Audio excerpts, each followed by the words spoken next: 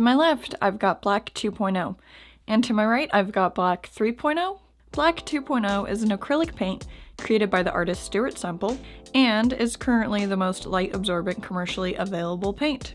Although the team managed to create a truly awesome paint, they dared to dream bigger, darker, more light-absorbing. Thus, Black 3.0 was born. They sent me a test tube of the paint to check out before it's officially released.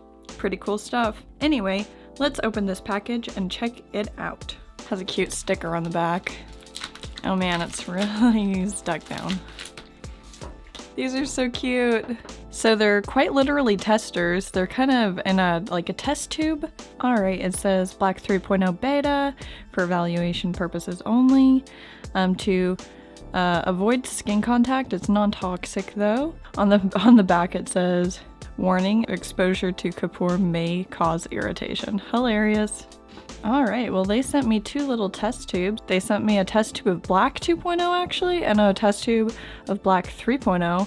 So that's pretty cool. I get to try these out, see the differences. All right, to get an accurate portrayal of these paints versus a normal black acrylic paint, I am going to use the folk art paint that I used in my last video. All right, so I'm just doing a pretty nice thick coat of this folk art $1 acrylic paint, and I do want to have these paints completely touching too. Next up we have the Black 2.0, and last but certainly not least, Black 3.0. Alright, so it's not cherry scented, and I'm not sure if that's going to be just this test bottle or the final product, but unfortunately it's not cherry scented. The scent of the paint I wouldn't say is the biggest deal in the world, so it's whatever. Let's just see how it performs. I can already tell that the consistency is kind of thicker and a little bit more, like, I don't know how to describe it, granulated, possibly more like butter almost. It's interesting. Yeah, it feels very different from the Black 2.0. All right, let's give that some time to dry and check back later. At first glance, I thought the Black 2.0 and the Black 3.0 look very similar, but I noticed when I turn my phone's flashlight on and I shine it onto the Black 2.0 and 3.0, there's a slight difference. You can tell that the normal $1 paint is way more reflective than the Black 2.0, and the Black 3.0 almost has like a glittery quality to it, which is really interesting. It must have to do with something in the formula that makes it more light absorbent. So now that we've looked at the swatches, let's look at some pennies. Alright, so that's what it looked like on the paper. I want to try out a few different materials, so we're going to do a metal one next. I have 3 pennies here, and I'm going to paint them each with a different paint, and we're going to see how they look. $1 acrylic paint. Definitely, it's still wet, but I definitely can still see the irregularity of the coin with the face of Abraham Lincoln. Black 2.0 time. A big question I would get on my old video was asking if this paint is durable, particularly the Black 2.0. Culture Hustle does have a protective matte spray, and that ups the durability of the paint. However, it does make the paint a little less matte and light absorbent. So if you want to put this on something and have it be more durable, you just kind of have to accept the fact that it'll be not quite as matte and not quite as black. Now some of this Black 3.0. Yeah, its consistency was a little bit interesting to apply to the penny. I kind of had to glob it on. So here are the 3 pennies. I'm going to do the same test with my phone's flashlight just to check the reflective qualities of these different paints. Alright, so this is the $1 paint. You can still very visibly see Abraham Lincoln. Something similar going on here. You can still see his outline.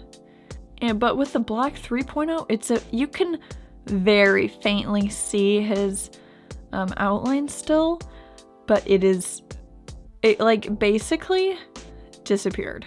I do see an improvement with the Black 3.0, and it definitely seems like it makes this surface more visibly flatter, which is very interesting. Remember that black hole I made with the Mario mushroom?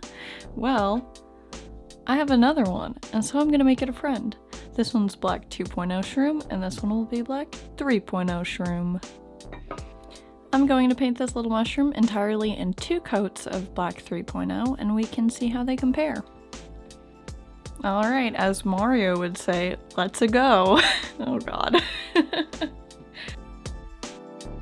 Already it honestly feels a little bit more difficult to cover this type of surface, which is, I think it's an enamel coated metal surface, but I am not going to get discouraged. I'm gonna just keep at it and see what happens.